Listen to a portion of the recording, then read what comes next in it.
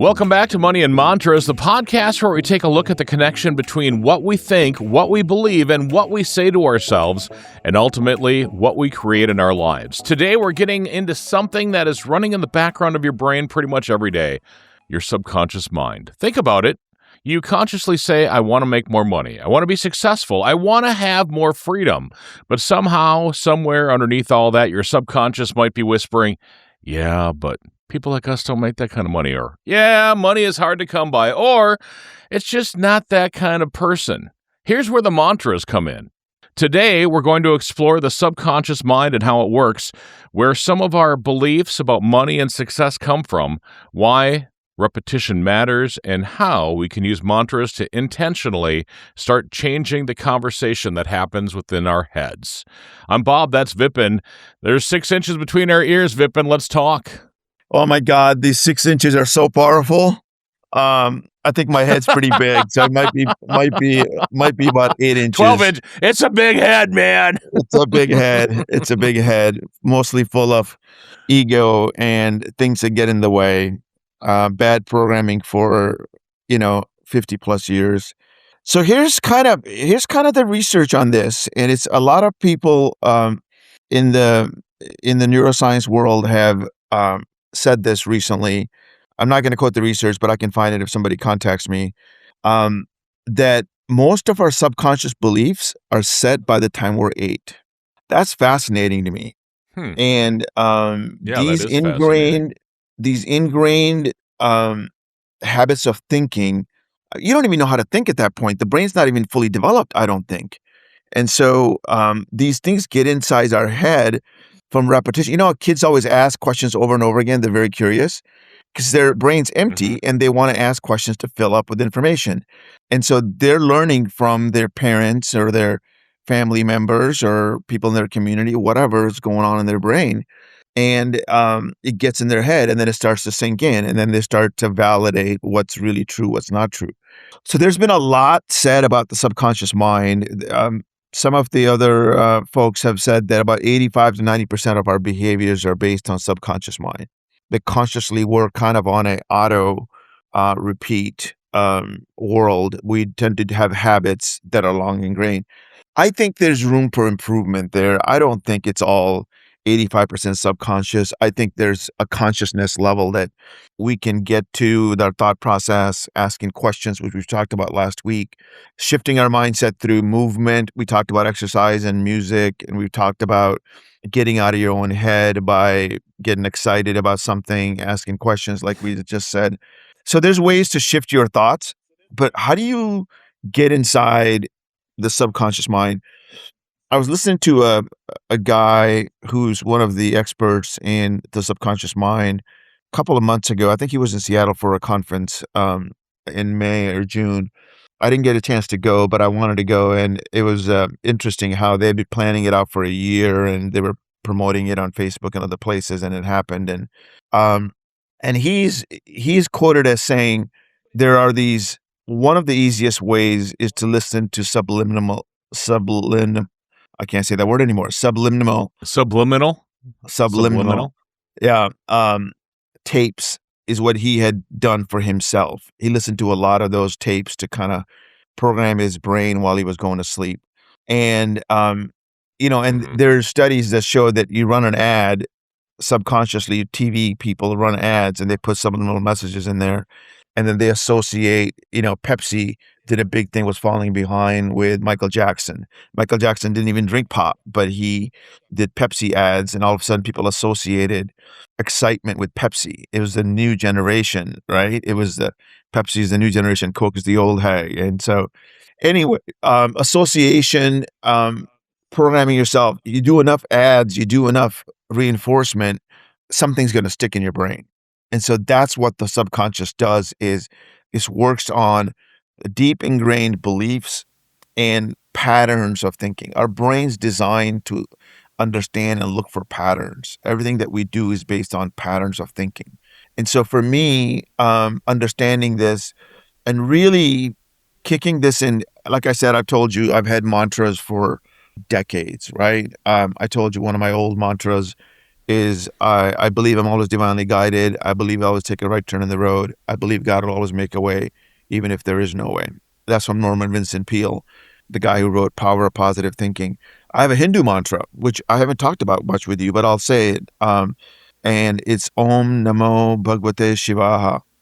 And not supposed to say it out loud to people, supposed to repeat it in your head. So I always say that Hindu mantra in my head, and basically it connects you to God. It's a series of words connect you to um, the universe and God in itself. So mantras have a way to calm your mind, and once they calm your mind through repetition, they start to go inside the subconscious.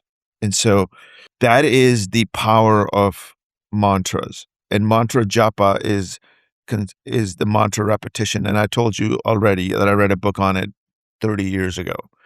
There's a book in my ashram that I went to in Minnesota in Brooklyn Park.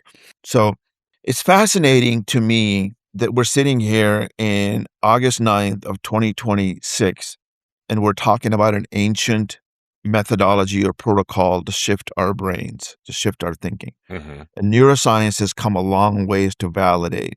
I just wrote an article on LinkedIn yesterday about how changing our thoughts and our subconscious allows us to change the brain and to reduce anxiety. There's research that shows, and I have that research, if somebody wants it, that research that shows from National Institute of Health that doing mantra repetition reduces anxiety, creates a level of peace and serenity.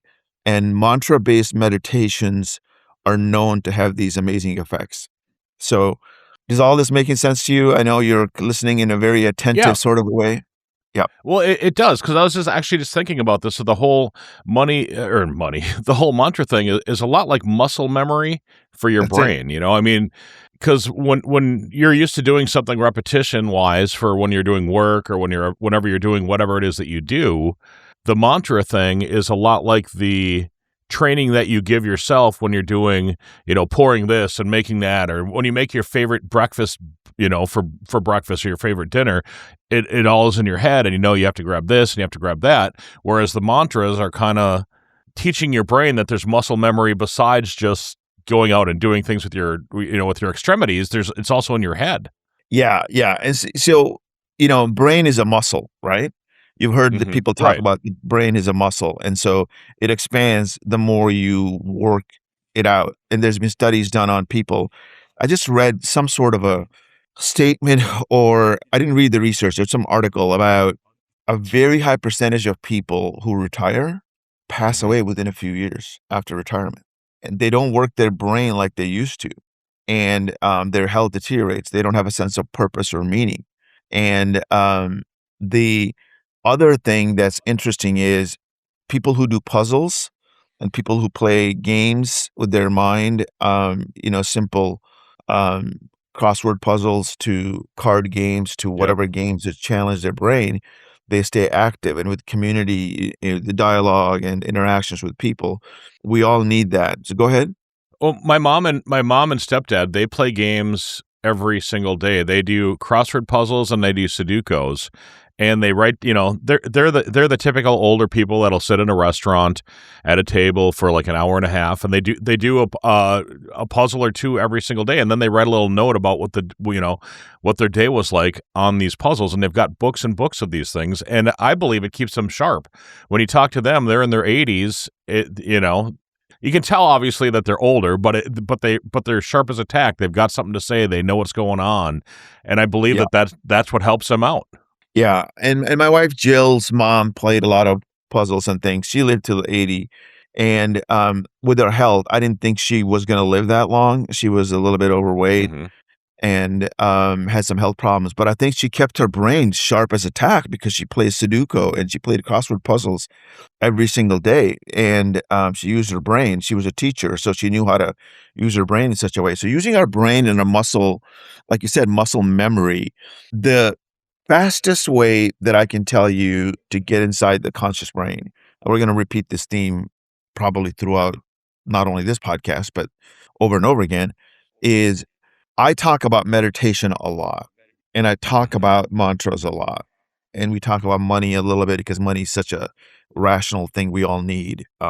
We are programmed by our early age and our development throughout our life by external factors. And these factors are controlling our thought process. And that's why advertising and marketing and all these things work, right? Our attention spans have gotten shorter, but we tend to be hit with these messages all the time, you know? So Mhm. the fastest way to change your mind and to kind of get inside your subconscious is through meditation. And people always ask me, like, I can't meditate, I can't slow my brain down. I pretty much say that's hogwash. You just haven't been taught how to do that yet. And the simplest way of meditation for anybody is to work on your breathing. Almost every meditation Mhm. exercise talks about breathing. And you and I have talked about Raja Pranayama, which is the deep breathing, inhale through the 4 seconds through your nose, hold it in for 16 seconds, slowly exhale for 8 seconds, right? We've talked about this a number of times. Absolutely, we have. And it works very well, I believe. Yeah. And when you do that 10 times, your brain starts to go down to a level of alpha waves and theta waves. When we are doing our normal activities, our brain's functioning at a beta wave level. Beta is our rational world of thinking and thought process. And those are the brain's waves that are functioning for us, and that important. Theta waves is when we come in early in the morning and we're just thoughts are starting to come into our head and we're kind of relaxed, or late at night when we're about to go to bed. That's why it's so important to program yourself before you go to bed or early morning when you wake up before the day starts. So for me, if you meditate for 10 to 20 minutes, that's all it takes. You can actually accelerate your subconscious programming by doing mantras at that point. For me, and what I've read and what I've researched and what works is 3 minutes of doing a mantra. Like I told you, one of my favorite mantras and the base mantra that I always talk foundational one is I'm calm, centered, and loving, right? If you Mhm. can do that for 3 minutes in that state, you'll start programming your brain. There's the advanced one that I have that I told you about as well. I attract people, places, and opportunities that serve my purpose of helping millions of people. Now, I want to use an example of what I did this week and this weekend. Um, so I've been programming myself to do these things, right? I Mhm. had a very intense week work wise. As you know, I have a full time job, and then I have a side business. Then I have the book. I have a startup essentially. So I was focused heavily on my day job all weekend, as I am during the day, right? I do the startup stuff and I Mhm. do the book stuff at night or the evenings. I had to really work hard to manage my emotions. And Wednesday was going to be the killer day where I had to meet my boss and get the document ready. I'm presenting to the board of my multi-billion-dollar company on Tuesday next week at 8 a.m. But the document had to be in by Wednesday. Now, I didn't finish the document, but I had large components of it. We started the document, building this 8-page document 2 weeks ago, 3 weeks ago. Got it to a level, got some feedback, but my boss and his boss threw in 3 meetings on my calendar that day. It rattled my cages. That figures though, doesn't it? I mean, you're ready to go and you got everything going, and then all of a sudden, here, let's take a little detour here, Vipin. So what happened was I was already stressed about this 1 o'clock meeting with my boss at um, Mhm. to finish this document, but they added 3 meetings on my calendar to talk about things that were related, but things that were extremely important for our 2027 planning and all this stuff. And they wanted, so my brain went into a pause and I stayed calm and things worked out as best that they could have. The calm centered and loving and calm centered and focused method really helped a lot. I got hit.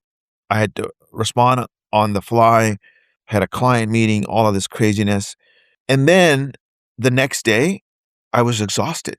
I had the biggest emotional hangover that I can remember. And I just simply said, I'm not going to work today. And I didn't have that choice. I had to finish this document and I had to get it ready for posting and all of that stuff. But I ended up giving myself some grace and slowly did some components of the document and got it ready to a level. But I took it easy. And throughout the day, I gave myself space to get it done. The next day was Friday where the document had to be submitted. I worked with my team, people that work for me, um, and they helped with the pieces that they helped with. And long and behold, by 10 o'clock on Friday morning, I was able to submit the document. So all worked out really well. The old Vipin would have gone in frantically working and frantically energizing and doing all this stuff and being intense about it, being emotional and all this stuff. Now, there were an emotional outburst thing that I did have with someone at home on Tuesday or Wednesday night, given what was going on in my head and things that were happening. But all in all, the new Vipin with the mantras and the focus and the reprogramming of my conscious brain really executed this week to a level that I wanted to execute at. And that's the key, my friend. Go ahead. Don't you feel sometimes that when you stress yourself out, when you do think, if you would have been the old Vipin and you would have gone in there and just tried to get that done, that you can't focus in on it and you end up messing up more than you would if you would have just stopped, taken a deep breath and focused in on what you're trying to do, and then you're able to achieve because you had a chance to look at it from the outside rather than the inside. I find that for myself, if I hyper focus on something because I need to get this done right now, and I start to get anxiety about it and I start to get upset about it, then things just go downhill fast. But if I stop, take a look at it, and then focus in on trying to get it done and accomplish it, it gets done better, and it gets done in a more calm, centered, and loving or grateful or whatever way, because I had that chance to stop and look at it instead of just jumping into it and getting all worked up over it. That's it. And so the lesson for me, and the lesson I wanted to say, is the base mantra of I'm calm, centered, and loving, or calm, centered, and focused, was so powerful that it allowed me to achieve my goals with peace and serenity. And in that moment, I was able to execute at a very high level. Okay. Mm-hmm. Now let's talk about something else I did. I have this mantra I told you about. I attract people, places, and opportunities that serve my purpose. Thursday night, when I finished my document in its rough format, and I knew I was just going to polish it up on Friday and send it out, I started Thursday night to contact investors for my startup. And I did it on my phone, as I always work on my phone a lot. I do emails on my phone. I do all sorts of development on my phone and all sorts of things, of apps and things like that. I started doing that, and I was able to set up 3 investor meetings on Friday. While I finished my day job, I had investor meetings set up in the afternoon. I was able to take action above and beyond my day job. So instead of just putting in the 40 hours, I was able to put in the 60, 70 hours with grace and calmness and focus and strategic development. Same kind of thing carried over to yesterday. I ended up doing an email, and then I ended up going into my document. The chief blah, blah, blah person from my company went into my document that I had uploaded, and she started making comments. I went in and answered one comment because that was the most appropriate one. And I did that work. And then last night, I went in and followed up on my investment contact list that I have and started contacting people. While I was doing that, something interesting happened. A guy that I reached out to, so as I was connecting with people on LinkedIn, this guy kept on showing up as a mutual connection to these investors.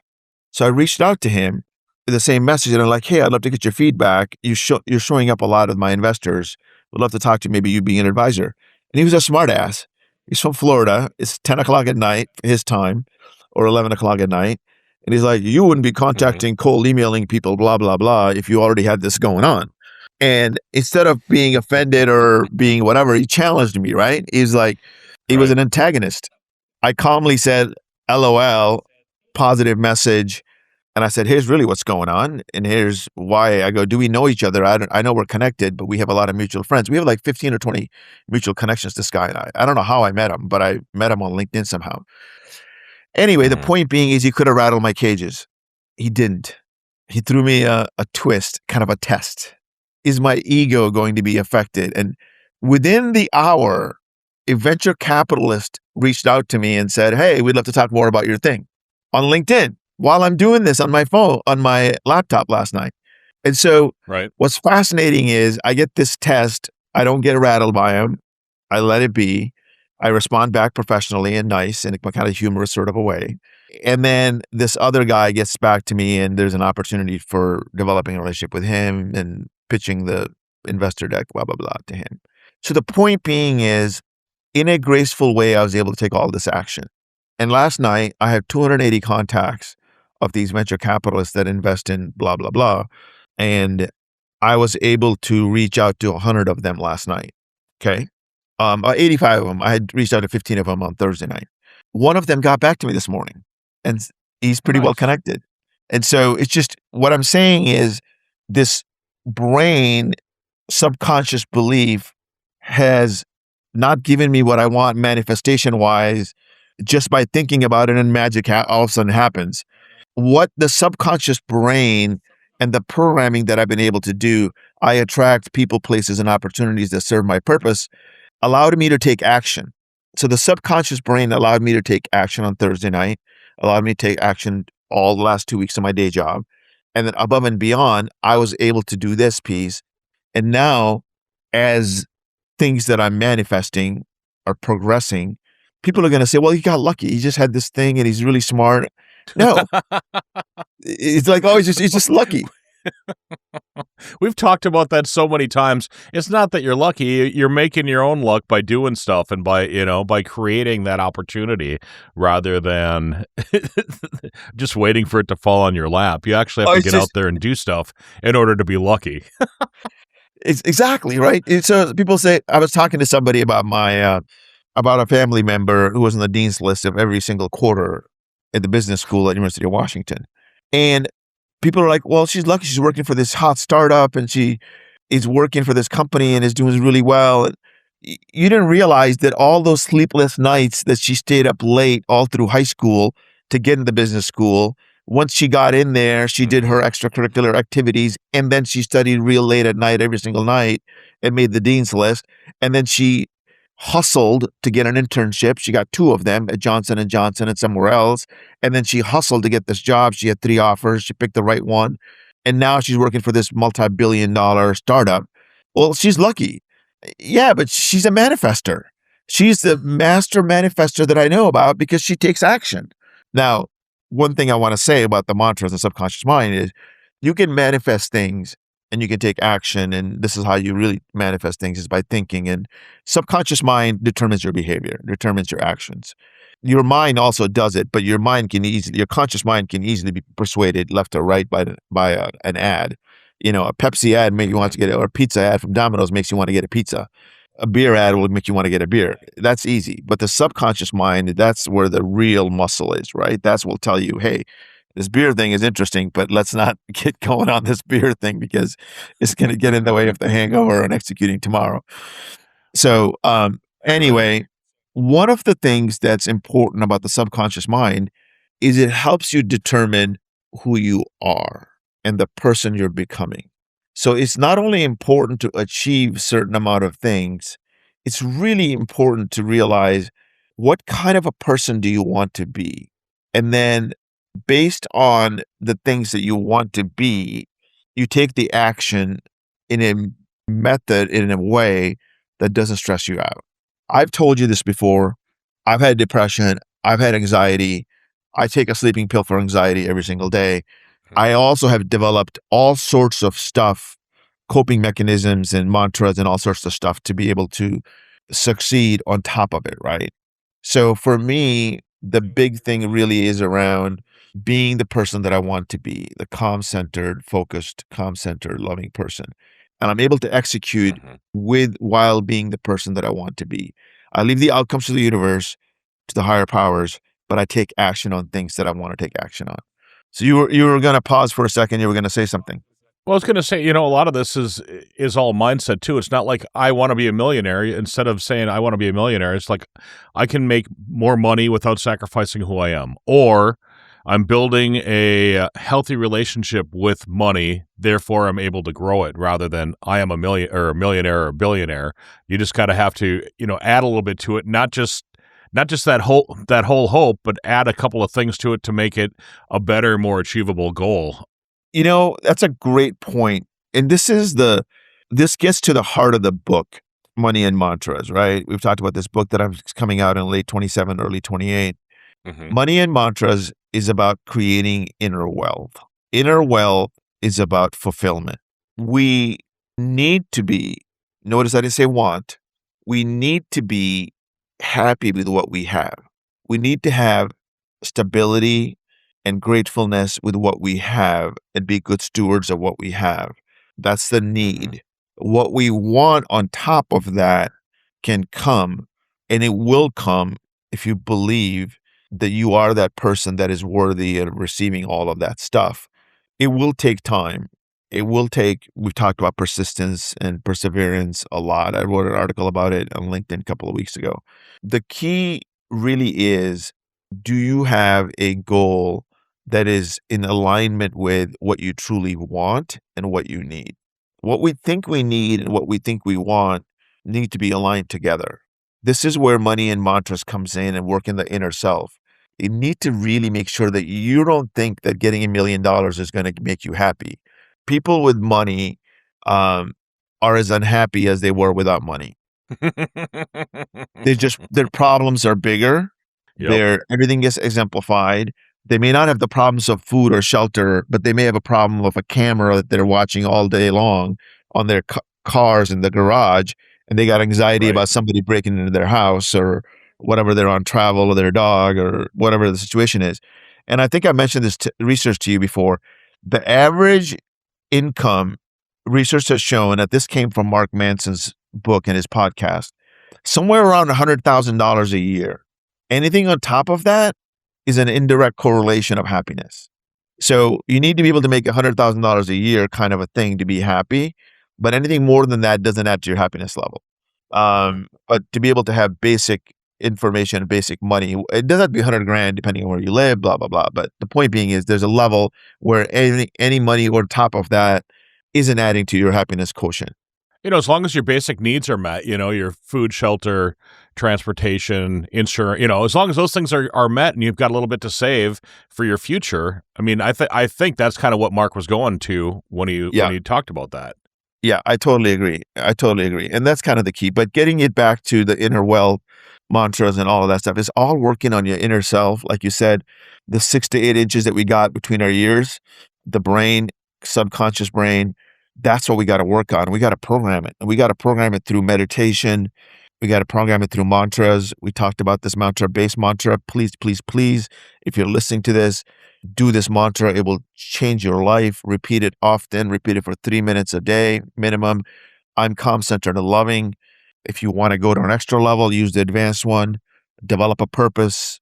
Use the advanced one that says, I attract people, places, and opportunities that serve my purpose. So there's a lot you can do. Listen to our podcast. We'll bring up more and more mantras and things, but repeating them while you're in that theta stage in meditation, that is how you're going to be able to change your subconscious mind. And that wraps up this episode of Manifest 360. If today's conversation sparks something in you, don't just think about it, apply it. Alignment isn't a vibe, it's a practice. Belief, emotion, strategy, and action, all moving in the same direction, that's where momentum lives. Be sure to follow, share with someone building something meaningful, and join us next week as we continue helping you manifest wealth and purpose. Manifest 360 is a podcastforhire.com production.